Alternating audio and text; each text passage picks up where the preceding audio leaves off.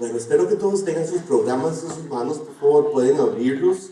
En la mitad del programa van a encontrar las notas de la enseñanza del día de hoy. Van a encontrar también las escrituras de las que vamos a estar hablando. Definitivamente esta es una buena tarde para estar aquí. Siempre es una buena tarde, ¿no? Estar en la iglesia del Señor, venir a leer la Biblia, estar juntos. Esto es bonito. Yo desearía que lo hiciéramos más a menudo, pero antes en varias de las iglesias que he sido pastor, especialmente en nuestra primera iglesia, nos reuníamos 4 veces a la semana, más el grupo en la casa, más el grupo de discipulado. Eran toda la semana menos los sábados. El sábado era cuando yo iba a dormir. Entonces, pero toda la semana juntos, toda la semana en diferentes actividades. Y era bonito, pero la iglesia ha cambiado un poco. Esta tarde vamos a regresar a hablar de cosas muy importantes. Hemos estado hablando de parte de la historia del mundo, y en la historia del mundo hay un rey que era el rey de Babilonia, y este rey va a tener un sueño. El sueño que el rey tiene es de gran importancia, porque este sueño no solo fue la revelación de profecía bíblica, pero revelaba el sueño de ese rey, revelaba los acontecimientos de orden político de las naciones del mundo, revelaba el orden que iba a venir en ciertos gobiernos, y también algo importantísimo, marcaba una línea, escribía una raya final a la que nos estamos acercando rápidamente. Aquel sueño del rey era el inicio de un tiempo importante. Jesucristo llamó ese tiempo el tiempo de los gentiles. Entonces, desde que el rey viene y recibe ese sueño, desde ese mismo momento empezó lo que Jesucristo luego nos va a explicar, y vamos a leer que era el tiempo de los gentiles. ¿Por qué es esto importante? Bueno, porque el tiempo de los gentiles llega a un final. Y ese final del tiempo de los gentiles es algo que este rey Nabucodonosor, él vio. El sueño que Dios le da a este rey Nabucodonosor es el inicio exactamente de ese tiempo, del tiempo del que habló Jesús. Leamos, dice ahí en Daniel, capítulo 2, verso 1, dice: en el 2.º año del reino de Nabucodonosor, tuvo Nabucodonosor sueños, y se le turbó su espíritu, y se le fue el sueño. Hizo entonces llamar el rey a los magos, astrólogos, encantadores, caldeos, para que le explicaran sus sueños. Vinieron pues, se presentaron delante del rey, y el rey les dijo: he tenido un sueño, y mi espíritu se ha turbado por saber el sueño. Entonces los caldeos les hablaron al rey en lengua aramea. Rey, para siempre vive, le dijeron, cuenta el sueño a tus siervos, y te vamos a dar la interpretación. Muy interesante la historia, porque en la Biblia encontramos que los sueños, muchas veces Dios le ha dado sueños a las personas que son usados de parte de Dios para comunicar mensajes, o como en este caso, para revelar cosas que van a suceder. Dios no esconde las cosas que van a suceder. De hecho, le decía yo a mi esposa que una de las razones principales por las que Dios le revela este sueño a un hombre tan fuera de las cosas de Dios, porque este no era un rey religioso, no era un rey creyente, no era un rey practicante ni de la religión de los israelitas. Más bien este era un rey sanguinario, era un rey de guerra, era un rey que alguien podría decir: Dios no trata con tales personas, Dios no le puede hablar a semejante persona. Entonces, al hablarle a Dios y traerle la revelación que Dios le da a esta persona, lo hace, creo que por un motivo en especial. Lo hace para que cuando las cosas empiezan a cumplir, nadie pueda decir de que este era un fanático de las cosas de Dios, sino más bien que las personas se pueden hacer para atrás y digan: ay, caramba, ¿cómo es posible que Dios le haya revelado semejante revelación a tal persona? Porque recuerden, siempre Dios quiere revelarse, y no le importa el medio que lo va a hacer, es lo que anda buscando en el corazón de las personas. En este caso, los gobernantes, saben, en todo tiempo, como en el tiempo de él, todos ellos tienen asesores, tienen consejeros, tienen personas alrededor que es sabio tener gente que les ayude. Y podemos ver que los que le ayudaban al rey tienen ciertos nombrecitos que para nosotros no podemos captar claramente lo que significa, aunque la Biblia sí nos lo explica, porque habla que hay magos, habla que hay astrólogos, habla que hay hacedores de encantamientos, habla de que hay caldeos, y los caldeos eran los sacerdotes con capacidades de adivinación al ver los astros. Estos caldeos, se cree que estos son exactamente aquellos tres magís que nos han enseñado a nosotros que eran los reyes magos, pero en realidad no son ni reyes ni son magos los que nos han enseñado a nosotros que vinieron a ver a Jesús, pero de ahí de ellos salieron los magís, de estas personas que son los caldeos de allá de Babilonia. Entonces, estas personas, todas ellas, vea usted qué interesante que el rey, no creo que fuera un rey tonto. Entonces, al decir en la Biblia que estas personas eran tales, así las describe, con mucha probabilidad estas personas tenían habilidades un poquito más allá que las habilidades naturales de cualquier persona. Estaban dedicados ellos a estas cosas. Y a este tipo de personas llama el rey, y al rey le interesa saber el sueño que tuvo, ¿no? Como cualquier persona, ¿eh? Pero había un pequeño problema. El problema es que estas personas, el rey les dice, bueno, ustedes me tienen que decir tanto el sueño que yo tuve como la interpretación del sueño. Y estas personas no sabían el sueño por una sencilla razón. El sueño no había sido dado por medio del Dios de ellos. El sueño había sido dado por medio del Dios de la luz, y el Dios de ellos es el Dios de las tinieblas. ¿Quién es el que se mueve la inteligencia en el corazón de los magos, de los astrólogos, de los adivinos, de los encantadores, de los que leen las manos, de los quirománticos? ¿Quién es el que se mueve en los corazones, en las mentes, en las almas de las personas que practican esas cosas, si no es el Dios de las tinieblas? Entonces el problema que ellos van a tener es que por eso viene y le dice, cuenta el sueño a tus siervos y te vamos a dar la interpretación. Ellos no podían saber cuál era el sueño porque no había sido revelado por el Dios de la luz, sino que había sido revelado por el Dios de la tiniebla. Y el verdadero Dios necesita mostrar estas cosas a las personas a las que Él quiere. Vea lo que dice el verso 5 entonces. Respondió el rey y le dijo a los caldeos, le dice, el asunto lo olvidé. Y yo no creo que sea realmente una verdad. No creo que el rey lo haya olvidado, pero vea lo que dice. Dice, el asunto lo olvidé, pero si no me decís el sueño y su interpretación, van ustedes a ser hechos pedazos, vuestras casas serán convertidas en estercoleros. Pero si me decís el sueño y su interpretación, de mí van a recibir dones, favores y gran honra. Díganme pues el sueño y denme la interpretación. Ahora, veamos que definitivamente este sueño tenía que ser algo muy importante, porque aquello que el rey quería saber, y el rey no quería ser engañado. Él sabía de estas personas y por eso les dice, díganme no solo lo que vi, pero díganme lo que significa. Y ahí la escritura nos hace saber de que este hombre no quería ser engañado. Verso 7, y le dice, respondieron entonces por segunda vez y le dijeron, cuente el rey el sueño a sus siervos y le vamos a dar la interpretación. Y esto de nuevo sigue siendo muy interesante porque existen muchas situaciones en las que Dios está preparando siempre el camino para que se cumpla su propósito y el plan de Él se lleve adelante. Y esta es una de esas situaciones donde Dios tiene las cosas en control. Él no ha perdido control de lo que está sucediendo, pero Él lo que quiere es mostrar qué grande Dios es. Él tenía un plan. Verso 8 sigue diciendo, el rey entonces responde y les dice, y aquí viene la parte, léalo como dice, yo conozco ciertamente que ustedes ponen dilaciones. Quiere decir esto, que tardan, que le ponen tardanza. ¿Para qué? Dice, porque veis que el asunto se me ha ido. Si no me contáis el sueño, una sola sentencia hay para ustedes, porque ciertamente van a preparar una respuesta mentirosa y perversa que decir delante de mí, entre tanto que pasa el tiempo. Eso es una dilación. Mientras el tiempo pasa, ustedes van a preparar para decir mi mentira.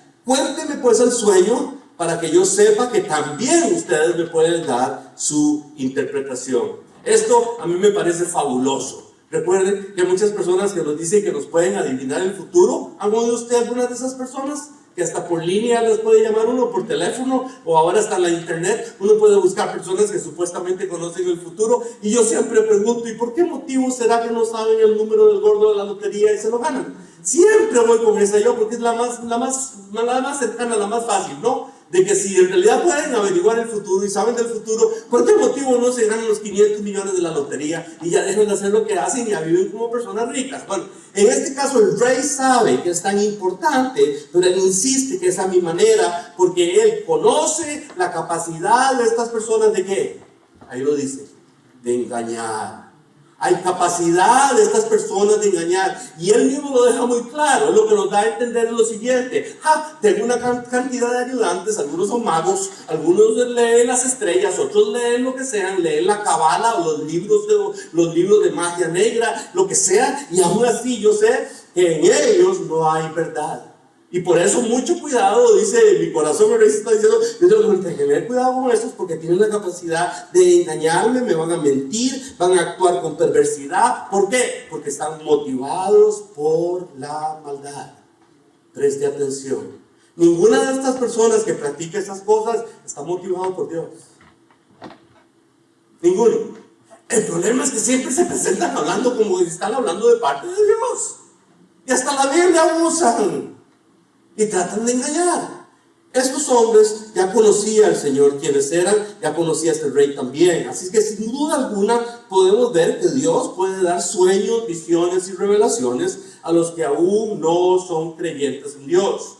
Puede hacerlo, se lo dio al rey, pero no les está dando a ellos ni la interpretación, ni les está diciendo el sueño. ¿Por qué? Bueno, a los creyentes, los que ya creemos, mire, Dios no tiene que probarnos que Él es el único y que Él es el verdadero Dios, ¿de acuerdo? Dios no tiene que probarnos cosa alguna, pero a los no creyentes, sí, con ellos es más difícil, y Dios tiene que mostrarse de diferentes maneras. Dios tiene que mostrar que Él es el que está realmente en autoridad. Sigamos verso 10, dice: los caldeos, entonces, todas estas personas le respondieron al rey y le dijeron: no hay hombre sobre la tierra que pueda declarar el asunto del rey. Además, ningún rey, príncipe ni señor preguntó cosa semejante a ningún mago, ni astrólogo, ni caldeo. Se querían salir del problema, ¿no? ¡Qué bonito! ¿Cómo se le ocurre preguntarnos semejante cosa si nunca ningún rey lo ha preguntado? Y sigue diciendo, verso 11, porque el asunto que el rey demanda es difícil. Y trate, por favor, en sus notas, póngale un círculo a lo que viene, a lo que va a leer. Póngale un círculo grande, porque vea lo que dicen ellos de su propia boca. Y no hay quien lo pueda declarar al rey, salvo, ¿quiénes? Los dioses cuya morada no está entre los hombres. Entonces, existen momentos, hermanos, en que los humanos debemos de ser completamente sinceros, de que nosotros no conocemos las respuestas de muchas cosas que Dios sí conoce. Tenemos que ser muy sinceros. Y cuando esto sucede, vamos a ver que encontramos aquí, vean ustedes, esta es la civilización más avanzada del mundo en esos mismos momentos. La civilización de gentes más, los filósofos con pensamientos más profundos, los intelectuales más preparados, los hombres de ciencias, los hombres conocedores de cosas ocultas, las personas que tienen todas las ciencias de las artes y de las letras, están reunidas en la corte del rey, y aún así ellos dicen que no sabemos cómo responder lo que el rey quiere saber. ¡Qué belleza! ¡Qué belleza que Dios puede prender, agarrar, encontrar a los que se muestran con sabiduría y con inteligencia, y Dios puede hacerlos mostrar, o los muestra como que si son unos que no saben nada?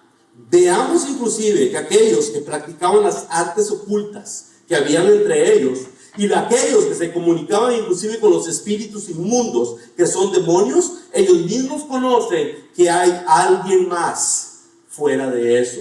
Por eso la expresión que ellos dieron ahí, a la que ustedes le pusieron ahorita, dice ahí: salvo los dioses cuya morada no está entre los hombres. Eso nos tiene que llamar la atención por dos cosas. Esa expresión de ellos nos tiene que llamar la atención por dos cosas. Miren, la primera es que ellos saben que hay dioses, que son espíritus y demonios, que sí viven entre los hombres. Es lo que están diciendo. Hay algunos que sí viven entre nosotros, están entre nosotros, ¿a poco los mediums, los espiritistas, los que se prestan para estas cosas, los que piden que los espíritus vengan a ellos? Entonces es lo que están diciendo, de que sí existen algunos dioses que sí habitan en medio de nosotros, pero a la misma vez que reconocen eso, lo están reconociendo, y lo que están diciendo es que también hay un Dios verdadero que no vive en medio de los hombres a la manera como los hombres están acostumbrados. Y entonces, al hacer ellos esta aseveración y al confirmarlo de esta manera, debe de llamarnos la atención, porque esto está sucediendo 2600 años atrás. Era 600 años antes de que naciera el Señor Jesucristo. La gran diferencia entre ellos y tal vez los creyentes es lo siguiente. Mire, ellos usan estas cosas sobrenaturales, este conocimiento de lo oculto, lo usan como un poder, lo usan como una energía para usarlo a favor de ellos. Nosotros los cristianos, en lugar, permitimos que Dios nos use a nosotros. Entonces, ellos quieren usar a Dios, y la diferencia es que nosotros queremos que Dios nos use. Y qué belleza, ¿no? Ellos quieren usar todo lo que puedan para tener poder, para tener autoridad, para tener conocimiento. Y nosotros más bien queremos que Dios nos use, porque Dios es el que nos da todas esas cosas. Muy importante, verso 12. Por esto, dice el rey, con ira y con gran enojo, mandó que los mataran a todos los sabios de Babilonia. Y se publicó pues el edicto de que los sabios fueran llevados a la muerte, y buscaron también a Daniel y buscaron a sus compañeros para matarlos. La respuesta definitivamente solo enojó al rey, porque al decirle no al rey, al decirle no a lo que él pedía, no es la respuesta correcta, especialmente para un hombre como este rey. Así les da la orden, los van a matar a todos, hay que matarlos, hechiceros, adivinos, brujos, encantadores, todos van a morir, son falsos de acuerdo al rey. Aunque yo sí quiero advertirles algo, que aparentemente en aquellos tiempos, tal vez algunos de estos sean falsos, pero quiero que ustedes sepan también que hay otros que son verdaderos. Hay gentes practicantes de magia y de estas cosas, de las artes ocultas, que en realidad sí son verdaderos y tienen poderes, son poderes dados por las tinieblas, y viven ellos en constante presencia de estas cosas oscuras y estas tinieblas. Pero el hombre de Dios, la mujer de Dios, no debe de tener temor a ello, porque nuestro Dios, el Dios de luz, donde Él se aparece, la tiniebla se disipa. Donde nuestro Dios es invitado y Dios viene, la tiniebla se va. Es muy importante. Verso 14. Entonces Daniel habló sabia y prudentemente a Arioc, que era el capitán de la guardia del rey, y él había salido para matar a los sabios de Babilonia. Habló y le dijo a Arioc, Daniel, ¿cuál es la causa de que este edicto se publique de parte del rey tan apresuradamente?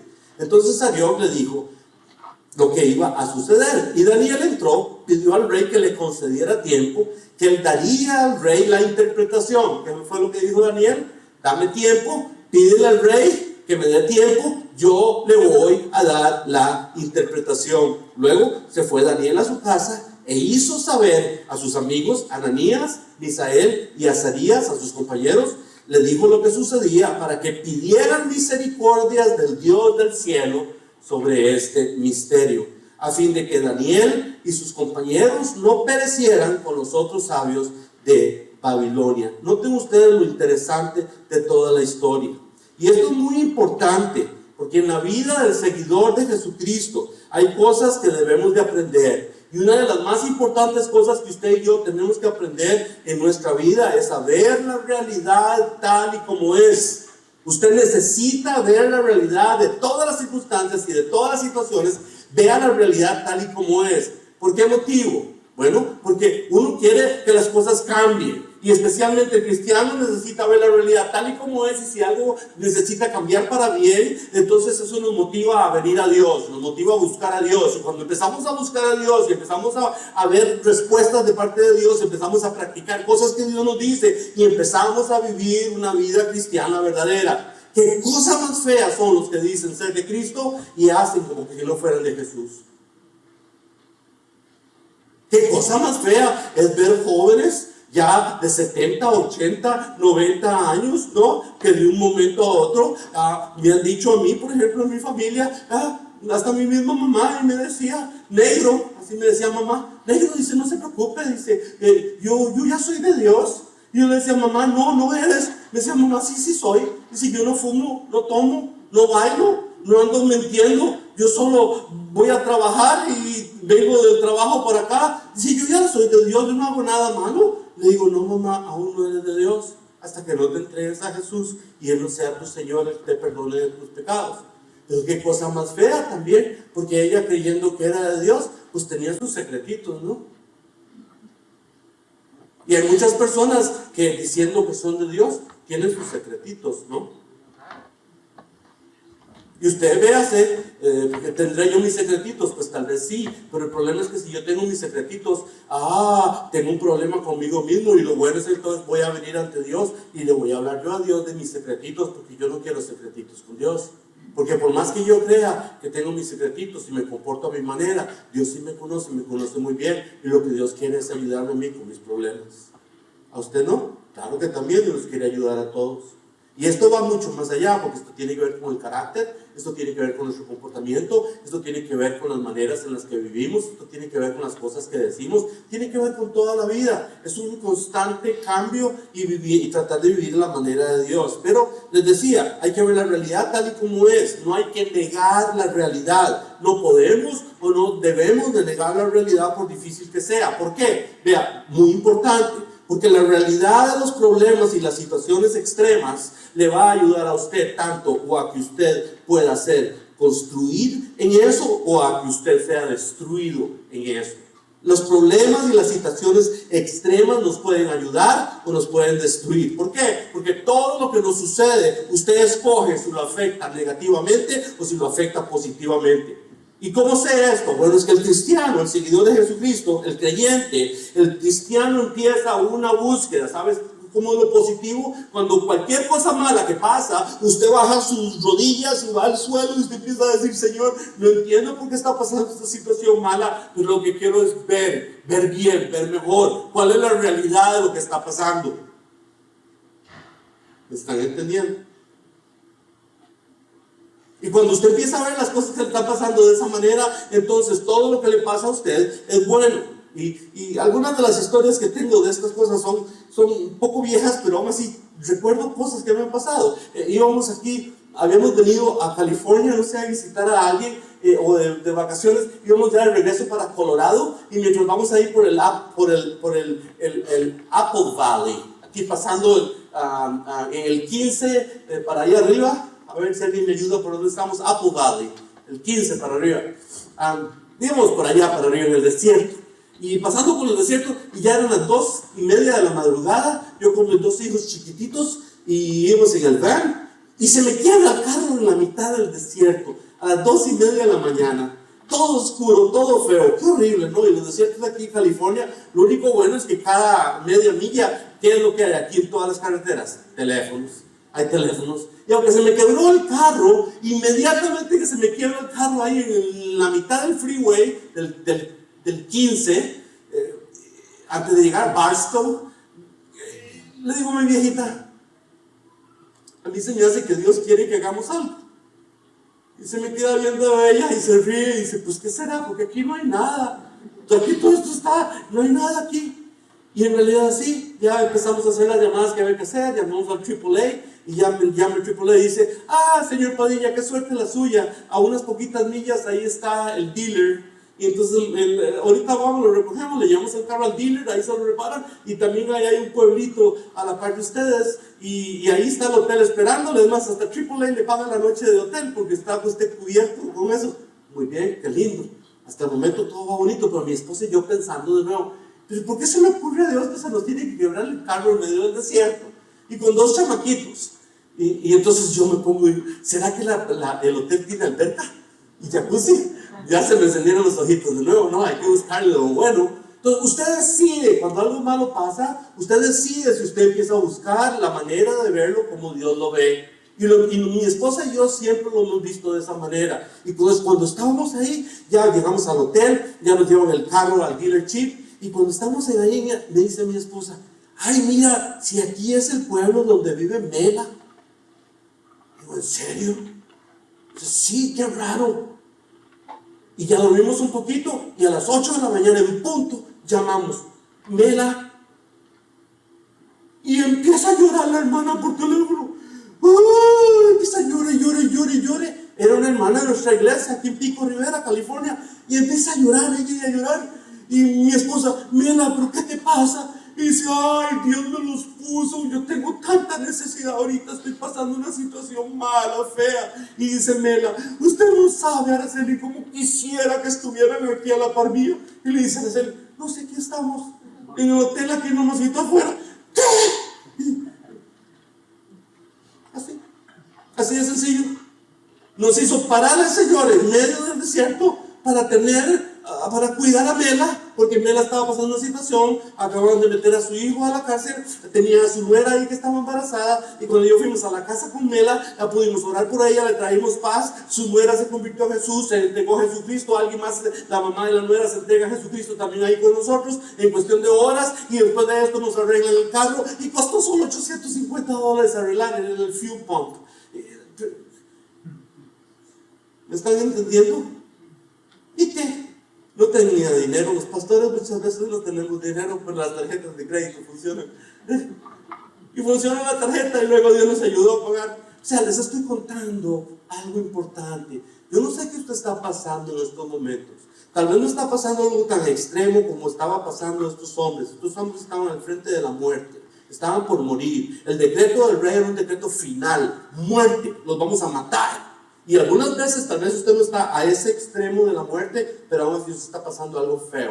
Tal vez no es solo el carro que se le quebró de 850, pero tal vez se tiene que comprar otro, o tal vez alguien en la familia, o tal vez su salud. Yo no sé qué está pasando usted, pero usted escoge. Usted escoge si esa situación es positiva o es negativa. Y es positiva si usted empieza a buscar a Dios, y empieza a buscar respuestas de Dios, porque de ahí es de donde viene la paz. La paz no viene del billete, la paz no viene de tener salud, la paz viene de conocer al Señor, que es el dador de la paz. Él dijo, mi paz os doy, mi paz os dejo, y no como el mundo se las da. De Él viene la paz. Y cuando empezamos a tener paz, tenemos confianza. Y cuando tenemos confianza, empezamos a buscar al Señor. Y entonces nosotros no nos llenamos de negativismo, no nos empezamos a quejar, no nos enojamos, no nos llenamos de amargura. No debemos, y ni siquiera empezamos a ver y empezamos a decir, pero ¿por qué yo? Pues yo voy a la iglesia, Dios, ¿por qué aquel no? Aquel impío que vive al frente de mi casa, ¿por qué mejor no?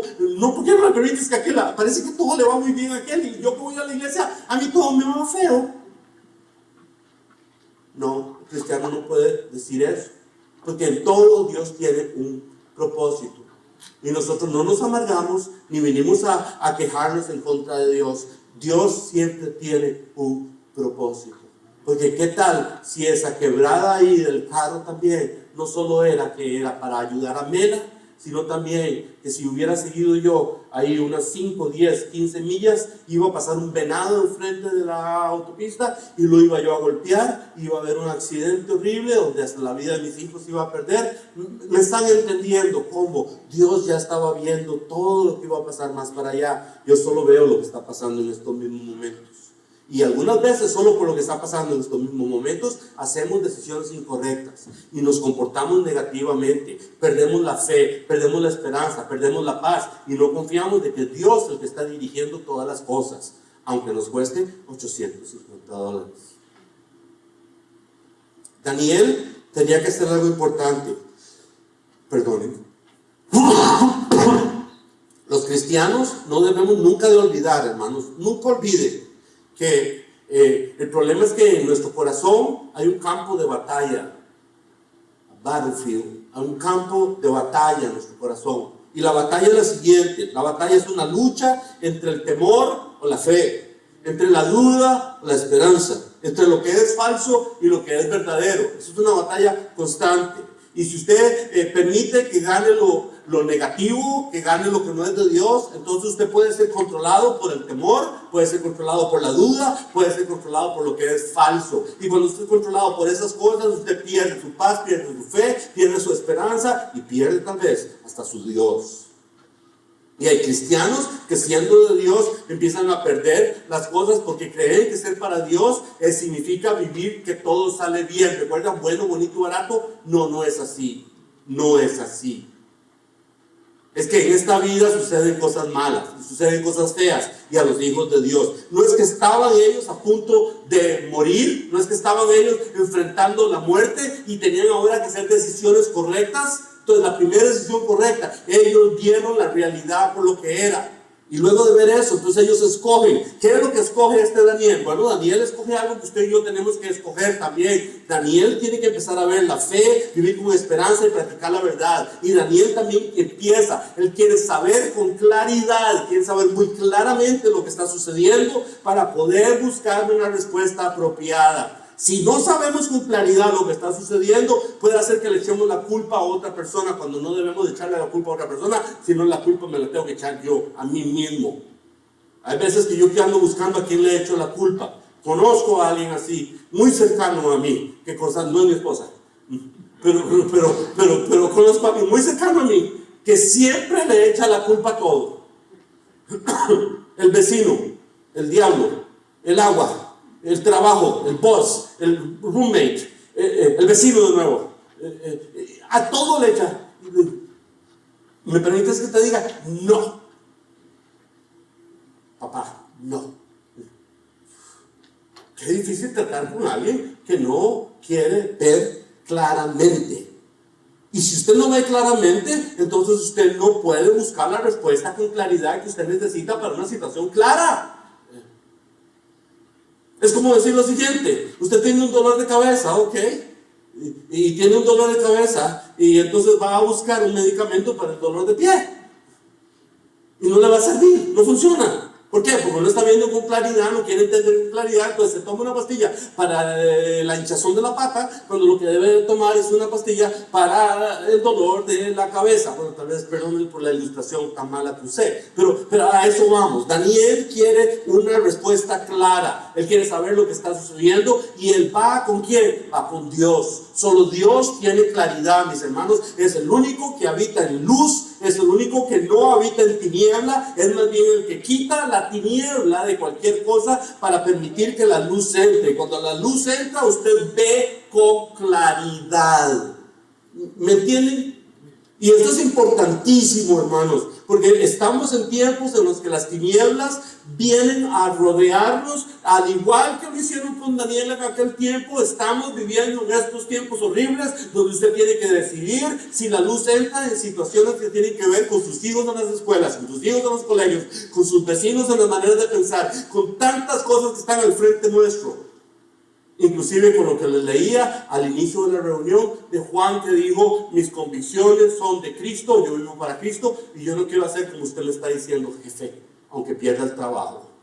Yo soy de Jesús, vivo para Jesús. Daniel lo sabe. Segunda cosa, Daniel va a interceder ante el rey y pide entonces tiempo para traer la solución. Si hay algo importante, es que usted tiene que aprender a hablar, y tiene que aprender a hablar bien. Y especialmente cuando se trata de hablar con alguien que está en autoridad un poquito sobre encima de usted, o un jefe o un patrón. Pero es importante que usted aprenda a hablar bien, porque hay veces por no hablar se nos empieza a formar dentro de nosotros resentimiento, y creemos que el patrón tiene que saber que en realidad queremos un aumento de sueldo, o que queremos que nos traten mejor. Y saben ustedes que la función del patrón es exactamente esa. Es ponerle el pie encima de su cabeza y decir: no, usted trabaja aquí hasta que... O sea, la función de un patrón no es oprimirlo, porque la función del patrón es hacer billete, es hacer dinero.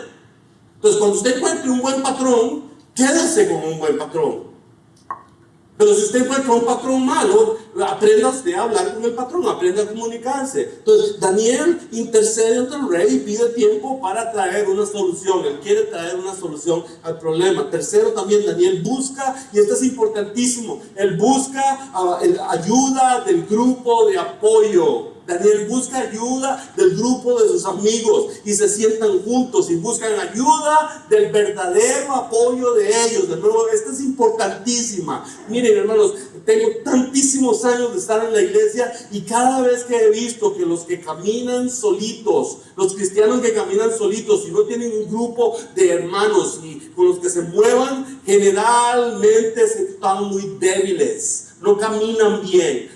Usted necesita un grupo de apoyo, usted necesita un grupo en el cual usted, en el mismo momento que usted está pasando por un problema, usted dice: yo sé quién llamar, allá con la Miriam, o con la Elizabeth, o allá la Ángela, o yo sé a quién voy a llamar ya.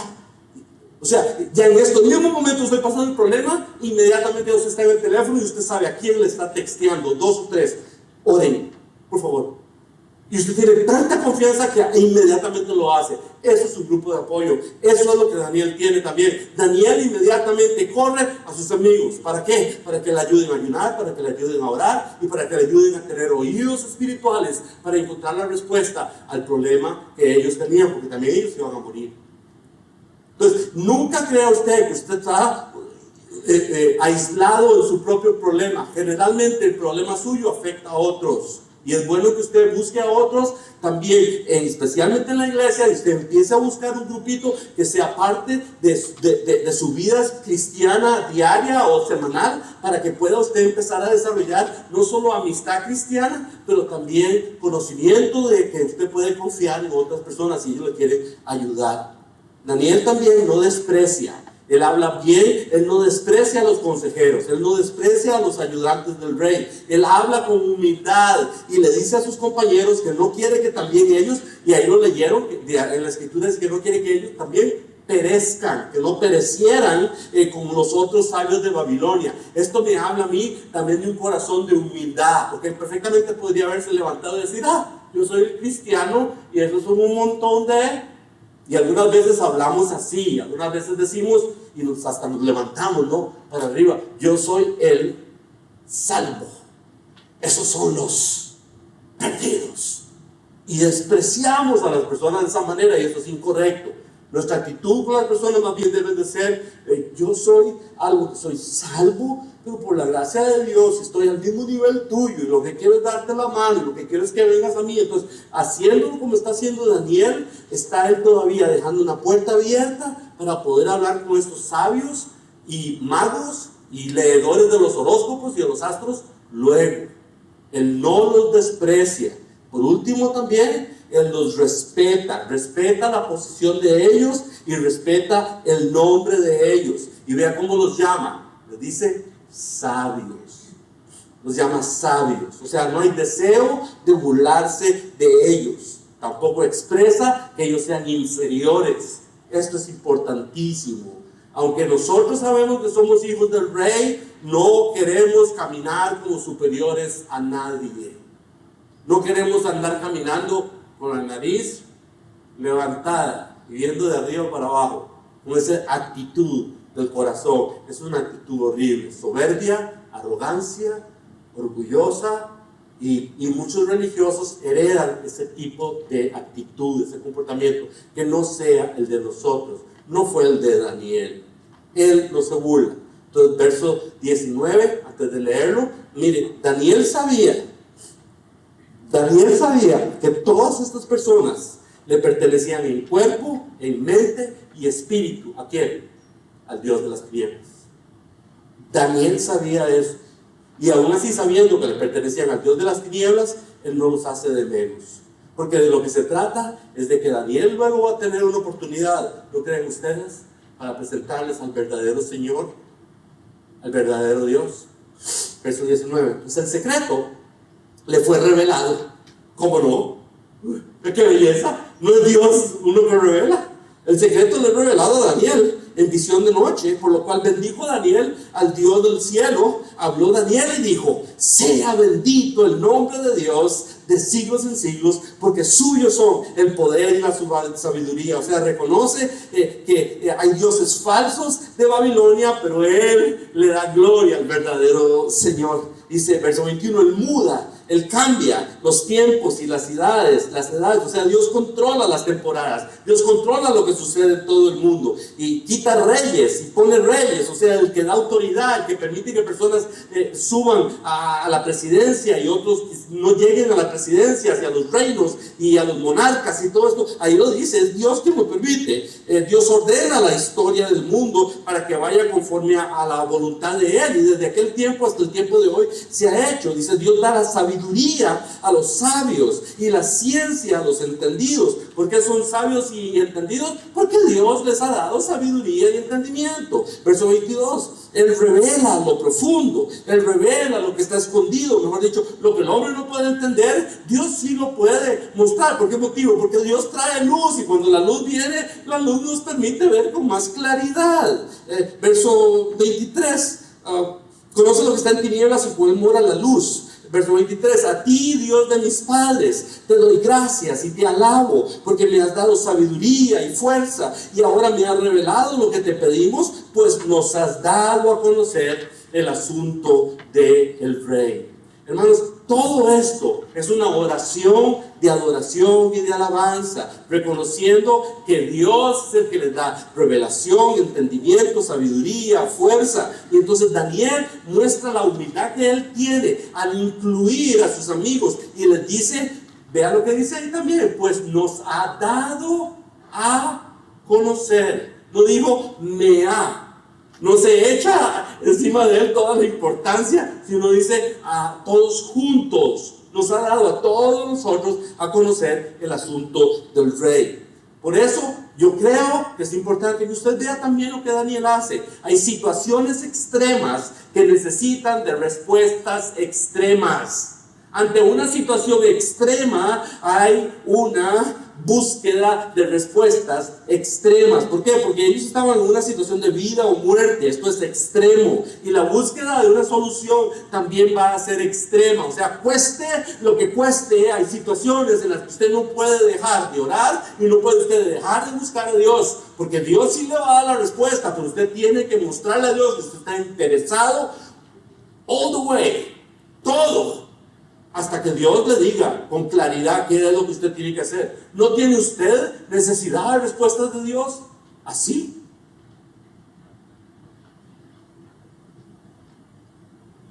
Él sí la tenía. Estaba enfrente de la muerte.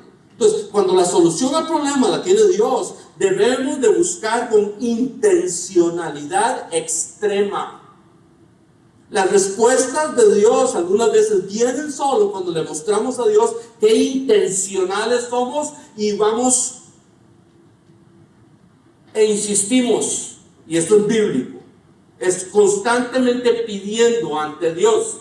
Les decía que había una viuda que venía ante el juez y lo molestaba y lo molestaba y lo molestaba y lo molestaba y lo molestaba y no dejaba ni dormir al juez, hasta que el juez dijo, esta viuda enfadosa, puro enfado, y el juez le hizo justicia.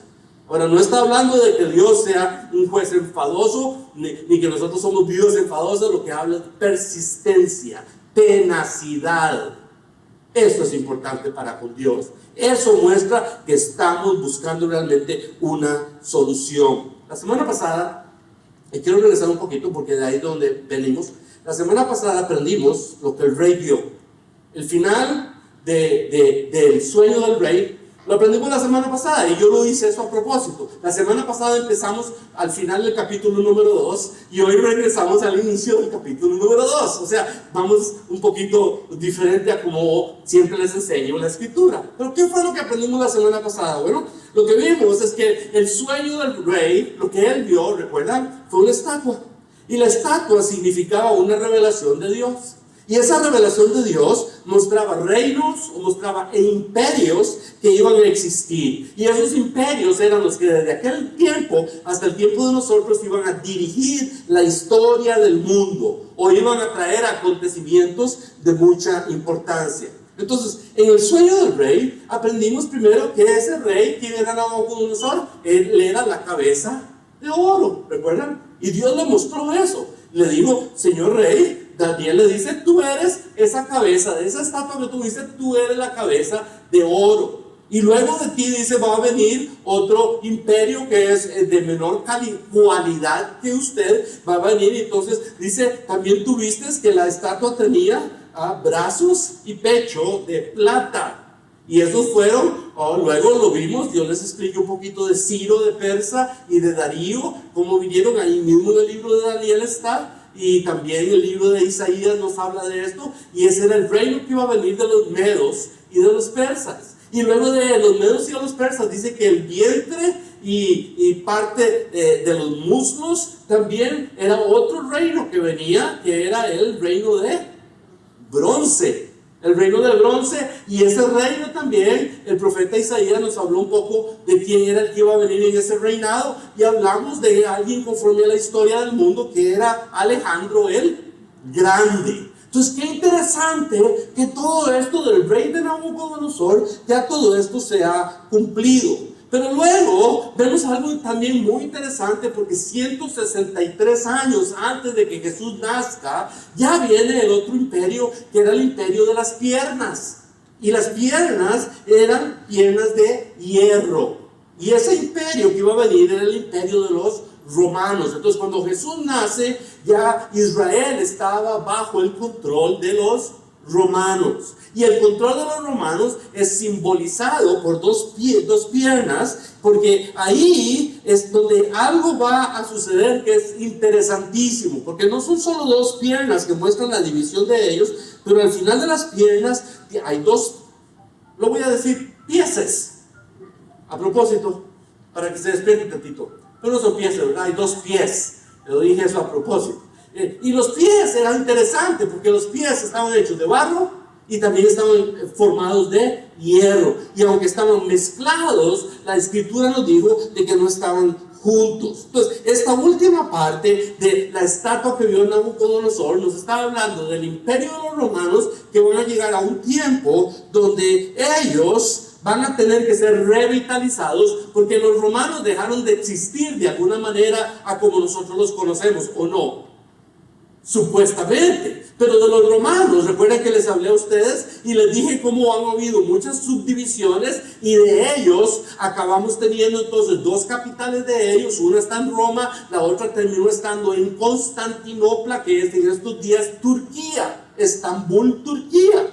Y estando esas capitales ahí, también aprendimos, y le dije la semana pasada, que hay dos imperios que salieron de los imperios de los romanos que todavía se considera parte de ellos. Uno es Alemania y el otro es Rusia. Y ellos son descendientes también del imperio de los romanos. Entonces, ¿hasta dónde es que estamos llegando? Bueno, de acuerdo a la estatua, ya se ha cumplido también toda la parte de las piernas. Ya la división de ellos ya pasó, y los 10 dedos de la estatua lo que simbolizan, lo que representan, es que va a llegar al final del tiempo donde van a haber formaciones, se van a hacer pactos, convenios entre naciones, y van a terminar siendo 10 dedos. Al final de la historia de lo que vio el rey Nabucodonosor, van a terminar siendo 10 dedos. Cuando esos 10 dedos, los dedos de los pies, se empiecen a formar, esta es la revitalización del imperio romano.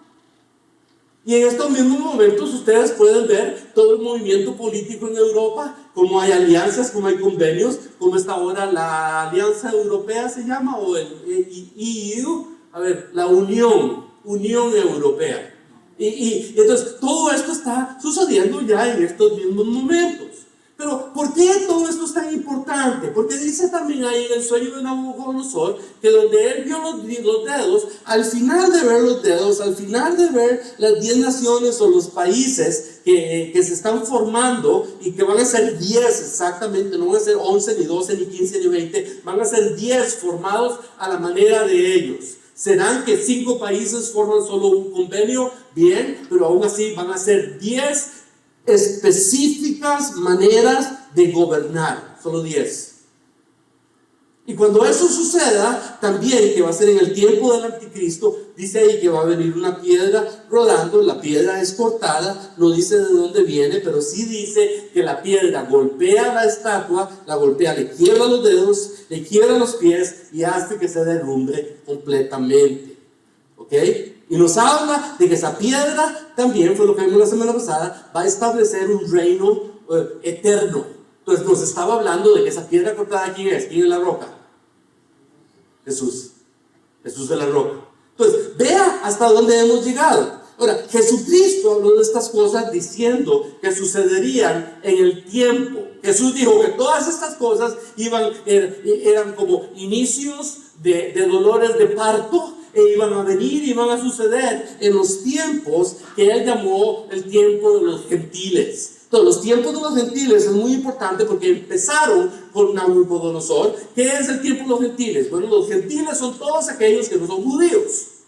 Y el tiempo de los gentiles tiene que ver con que todos aquellos que no son judíos van a tener control ¿de quién? De los judíos. That's it. Toda la escritura, para entender las cosas proféticamente, toda la escritura se desenvuelve alrededor de Israel. E Israel es la clave que nos abre el entendimiento de la profecía bíblica. Porque la Biblia fue dada a los hebreos. Entonces, como en los últimos tiempos, el tiempo de los gentiles se va a estar cumpliendo, ¿qué significa? Bueno, que va a venir un tiempo desde Nabucodonosor, todos los que no eran judíos empezaron a tener control de Jerusalén, que es Israel. Y al tener todos los que no eran judíos control de Jerusalén por tantísimos años, eso se llama los gentiles en el pueblo de Dios, los gentiles en el territorio de Dios. ¿Por qué eso es importante? Bueno, porque ese tiempo va a llegar al fin.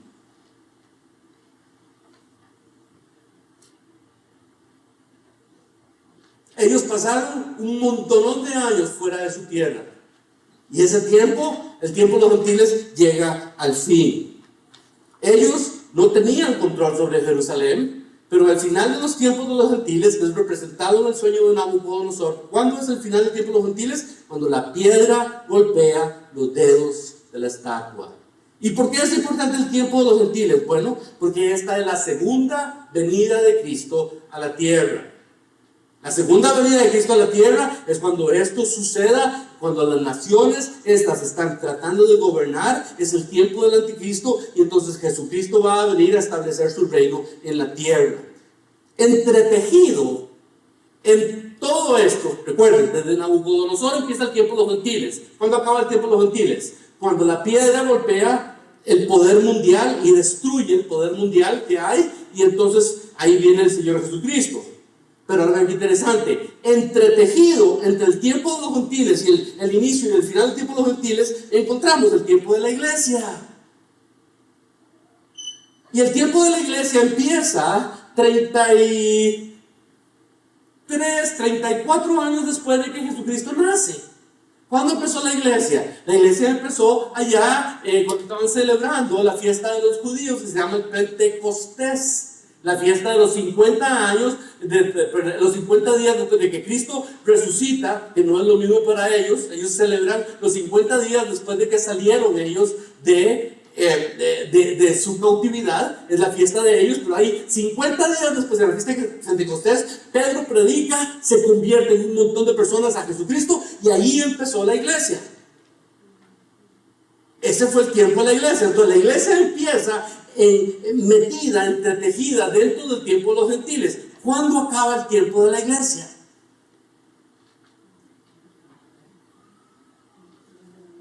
¿Cuándo? Muy importante, porque ahí hay una gran confusión. Muchas personas dicen que el tiempo de la iglesia acaba cuando Jesucristo regrese por segunda vez. No. Porque cuando Jesucristo ya regresa por segunda vez, Él regresa a golpear con la piedra los poderes mundiales que ya existen, y entonces la estatua cae y los poderes políticos desaparecen. No, el tiempo de la iglesia acaba cuando nosotros somos levantados y somos arrebatados de la tierra. Eso se llama el harpazo, o harpazo con H, el harpazo. En la palabra original, en la Biblia no existe la palabra rapto, pero sí existe el ser arrebatados de diferentes maneras. Es un problema de traducción. La palabra original es harpazo, H-A-R-P-A-Z-O. Es donde Él va a venir desde las nubes. Primera de Tesalonicenses, capítulo 4, versos 17 y todos los que siguen. Y ahí usted puede leer Mateo, capítulo 24, Lucas, tantos versos que hay ahí. Ahí usted lo puede leer. Entonces, en sus programas, mis queridos hermanos, anoté algunos pasajes de la Biblia donde ustedes van a encontrar más información de esas cosas. ¿Ya lo vieron al final, donde dice Lucas 21, 24? Y con esto vamos a acabar la enseñanza. Porque vean lo que dice ahí. Este es Jesucristo el que nos va a hablar. Y Jesucristo va a hablar de algo que tiene un titulito. Ahí dice la venida del Hijo del Hombre. Y ahí les puse muchos más versos para cuando vaya a la casa y usted pueda revisar esos versos, pueda estudiar un poquito más. Pero vean lo que empieza en el verso 24. Jesucristo es el que está hablando. Les está diciendo, va a haber un tiempo en que muchas cosas les van a estar pasando. Y se van a caer a filo de espada.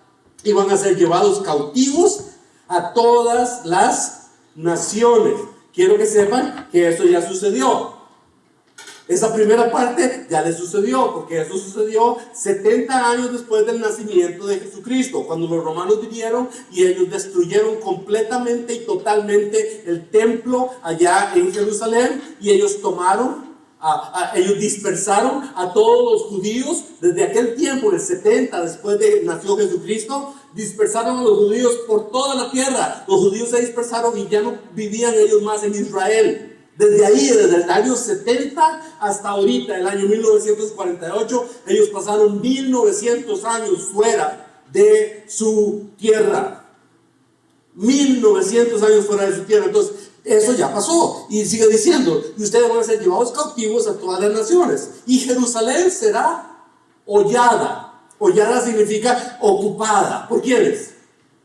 Por todos aquellos que no son judíos, por todos los que no son israelitas o hebreos o creyentes en el Dios van a ser hollados por todas las naciones. Y esto ha sucedido hasta el año 1948 y más recientemente hasta el año 1967, donde ellos ganan la guerra de los 6 días en contra de Jordania y otros países árabes, y ellos retoman Jerusalén. Vea usted qué cercano está todo esto.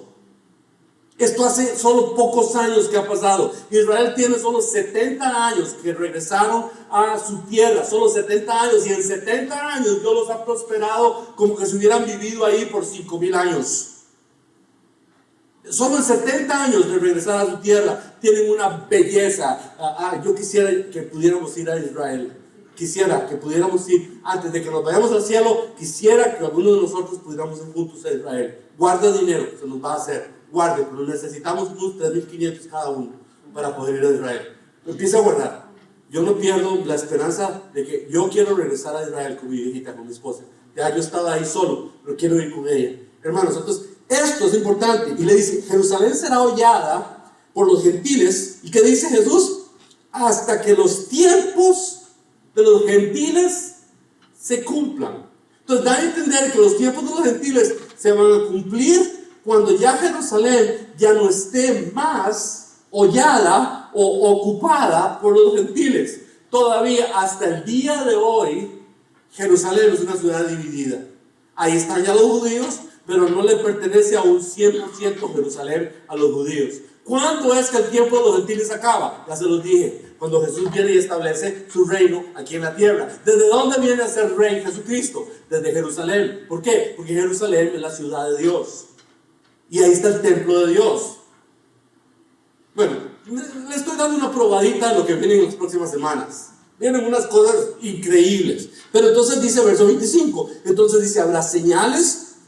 Cuando estas cosas están pasando o antes de que pasen, habrá señales en el sol, señales en la luna, señales en las estrellas, en la tierra angustia de las gentes, confundidas a causa del bramido del mar. El mar se volverá más bravo, y de las olas. Desfallecerán los hombres por el temor y la expectación de las cosas que sobrevendrán en la tierra, porque las potencias de los cielos serán conmovidas. Eso está describiendo una guerra nuclear. Los cielos no pueden, el átomo no puede ser destruido a menos que no se tire una bomba y arriba se destruya. Recuerden que les estuve explicando un poco de eso hace unas cuantas semanas, donde si una bomba nuclear se pone ahí arriba, crea un asunto magnético que nos deja supuestamente sin comunicación de teléfonos, sin comunicación sencillamente por 2, 3, 4, 5 años. Y sabe que con solo 2 años que no tengamos comunicación entre nosotros, y no hay gasolina, no hay leche, no hay agua, ¿qué pasa con nosotros? 90% mueren. Y nos volvemos caníbales y aprendemos a comer perro. O sea, estoy hablando así muy sencillamente, aparentemente, pero eso es lo que está diciendo ahí. Las potencias de los cielos van a ser conmovidas. Entonces, guerra nuclear, verso 27. Pero entonces, cuando todo esto está pasando allá, dice, entonces verán al Hijo del Hombre. ¿Y ¿Y por qué es el Hijo del Hombre? Claro, porque es uno de los títulos que se le da a Jesús. Y dice que Él va a venir en una nube con gran poder y con gran gloria. Y cuando estas cosas comiencen a suceder, erguíos y levanten su cabeza, porque su redención está cerca. Él está hablando aquí a los judíos. No pierdan eso de vista, muy importante, porque hay muchas cosas de la Biblia que las queremos aplicar a nosotros y están fuera de tiempo. ¿Cómo sé que esto está fuera de tiempo? Bueno, aunque estamos viendo muchas de estas cosas suceder ahorita, aún así no nos va a tocar a nosotros ver estas cosas, porque la descripción que está dando es de lo que está pasando en el tiempo llamado de la gran tribulación. Se los voy a explicar y aquí acabamos, quedan 5 minutos. También, verso 29. Vea, ahí mismo sigue la enseñanza de Jesús. Ni siquiera es mi enseñanza, qué bueno. Queremos saber lo que Jesús dice, no lo que el pastor diga, ¿ok? Más importante lo que Jesús nos diga. Verso 29 dice, también les dio una parábola y les dijo, una comparación. Mirad la higuera y los árboles de higos. Cuando ya brotan, viéndolo, sabéis por vosotros mismos que el verano está ya cerca. Así también vosotros, cuando veáis que sucedan estas cosas, sabed que está cerca el reino de Dios. De cierto os digo que no pasará esta generación hasta que todo esto acontezca. ¿Qué significa? Primero, estaba hablando de que había una higuera que estaba seca, una higuera que no producía. Pero vino un tiempo en que la higuera, el higo, sí iba a cambiar ya. El higo que me regaló usted, muy lindo. Cantidad, ahora hasta los animales de ahí del vecindario vienen a comer higos, saben tantos que da. Gracias por el arbolito. Pero está seco, cambia la temporada y empieza a dar fruto. Entonces, Cristo lo usa para hablar de algo muy importante. La higuera que estaba seca, sin fruto, es el símbolo de Israel. Porque Israel era como una higuera seca. ¿Por qué? Porque andaba por todo el mundo. Pasó 1900 años fuera de su tierra. Y cuando ellos regresan a Jerusalén, ellos vienen a ser entonces ya plantados, establecidos como un árbol. Y esta higuera, entonces, al ser ellos plantados allá, ustedes debieron de ver algunas fotos tan lindas de lo que es ahora y lo que no era, lo que era antes. Si van a mi casa, les presto algunos materiales para que ustedes se queden con la boca abierta de la belleza de lo que Dios ha hecho. Entonces Israel es exactamente esto, representa, estaban secos, no había fruto, y luego vienen, se restablecen en su tierra, hace solo 70 años de eso, y al restablecerse empiezan a dar fruto. Al empezar a dar fruto, nos da a entender de que la generación que vea cuando Israel está dando fruto, el árbol de higo, es la generación que va a estar viendo esas cosas que están pasando, y esa es la generación que va a haber cuando todo lo demás pase. ¿Cuál es la generación que vio desde el año 1967 cuando ellos retomaron la ciudad de Jerusalén? A ver, ¿cuántos de ustedes estaban ya vivos? 1, 2, 3. Yo sí. Entonces, de eso es de lo que está hablando. Él está hablando de que la generación que puede ver con claridad cuando este árbol está empezando a dar fruto. ¿Cuántos de ustedes saben que antes eran pantanos en Israel, pero que ahora son una belleza y hay frutos en el desierto? Hay naranjas donde antes era puro lodazal y era pura tierra y pura arena. Ahora es de todo. Ellos exportan comida. Ellos son los que les compran comida por allá, por todo lado. Ellos son los que tienen todo tipo de inventos científicos con los que han hecho tantas maravillas con una gotita de agua constante. Tienen unos tomatones, ¿vieron qué tomatones? De todo tiene, qué belleza. Ellos son. Entonces dice, cuando la generación que esté viva ve que ese higo está empezando a florear, esa es la generación que va a ver cuando el Hijo del Hombre venga. Pero hay un problema. Porque el Hijo del Hombre va a venir en la segunda venida. Entonces, si nosotros somos la generación que estamos a punto de ver cuando el Hijo del Hombre venga, entonces mejor pongámonos más listos aún, porque antes de que Él venga por segunda vez, algo pasa con la iglesia, porque el tiempo de la iglesia no acaba con el tiempo de los gentiles. El tiempo de la iglesia acaba mucho antes de que vengan los tiempos feos y acabe el tiempo de los gentiles, porque el tiempo de los gentiles acaba cuando Jesús viene a establecer su reino. El tiempo de la iglesia acaba cuando nosotros somos llevados y arrebatados. ¿Se dan cuenta dónde estamos en el reloj de la historia mundial? ¿Se dan cuenta qué tan cerca estamos del cumplimiento de cosas proféticas? Hace solo 3 días estaba yo en mi cama, era tempranito, mi viejita se levanta temprano a las 5:15, 5:30 ya está ella para arriba, y yo la oigo cuando se levanta, y hay veces que estoy muy perezoso, no me quiero levantar aunque me huele el cafecito, llega el olor del café y ahí estaba, pero hace como 3 días estaba yo ahí, y esa mañana la escuché donde ella se fue, pero como que de un momento a otro yo me quedé pensando así, y yo con mis ojos cerrados y decía, ¿será hoy? ¿Será hoy? ¿Será ahorita? ¿Será que en cualquier momento? ¿Cómo será que voy a ver? ¿Dónde voy en el aire? ¿O donde van mis hermanos a la par mía? Y ahí estaba como experimentando eso así. ¿Será hoy? ¿Será hoy? Ahora, muy importante, vea por qué motivo esto no se cumple ya con nosotros. Por una sencilla razón. Acabemos, Gálatas 3:28. Dice así, ya no hay judío, ni hay gentil, ni hay hombre, ni hay mujer, ni hay esclavo, ni hay libre, porque todos ustedes son uno en Cristo Jesús. Vea qué importante es esto. Para poder entender la Biblia, al mero final, la Biblia habla de gentiles y la Biblia habla de judíos. Nosotros no somos ni gentiles, ni tampoco somos judíos. Nosotros ahora, de acuerdo al Señor, somos una raza nueva. ¿Sabe cómo somos llamados nosotros ahora? Somos los hijos de Dios. Somos familia de Dios. Somos cristianos.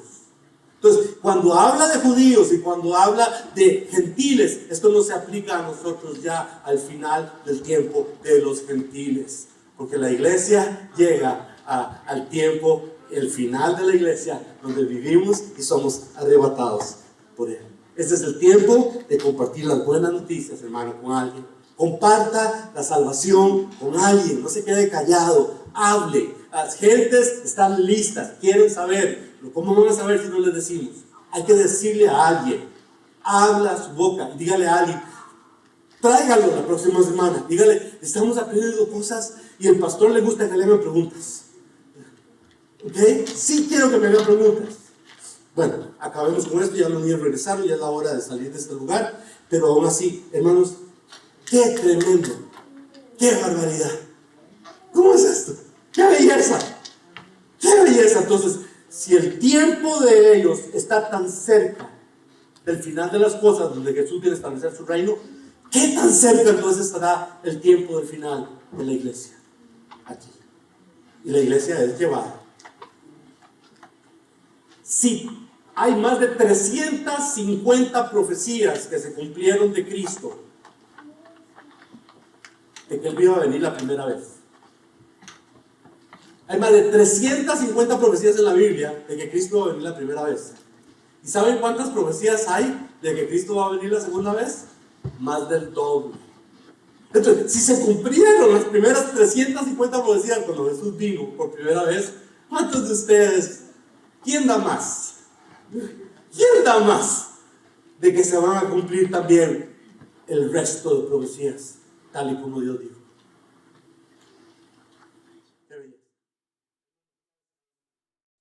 Señor amado, Señor precioso, ya tú sabes, nos gusta trabajar. A los mexicanos nos gusta trabajar, por lo menos a los de esta iglesia. Y te pido, Padre, que como empieza la semana, empezó el día de hoy, pero mañana cuando regresamos al trabajo, danos fuerza, danos alegría, danos gozo, danos, Señor, el interés de abrir nuestros oídos, escuchar lo que otras personas también están pasando y abrir nuestra boca para decirles de que hay un Cristo que es verdadero, de que hay un libro de Dios que está escrito, que todo es verdadero, y decirles que en ti todo es verdadero. Mostrarle a las personas que en realidad todo es verdad. Padre, oro en el nombre de Jesús y cada una de las personas que han aportado con su generosidad para las necesidades de la iglesia, oro, Señor, que tú bendigas al dador alegre, que tú prosperes, Señor, y a la vez también pido, Señor, que tú seas todos aquellos que no vimos el día de hoy, bendícelos donde estén, si hay necesidades de de oración. En medio de ellos responde, Señor, lo que te están pidiendo. Cuídalos, protégelos. Y a nosotros que esta semana sea una semana diferente, que sea una semana llena de Dios en el trabajo, llena de alegría, llena de silbido. Señor, que el silbido apacible de Dios esté con nosotros en cualquier lugar donde estemos. Padre, muchas gracias te damos en el nombre de Jesucristo. La iglesia dice amén.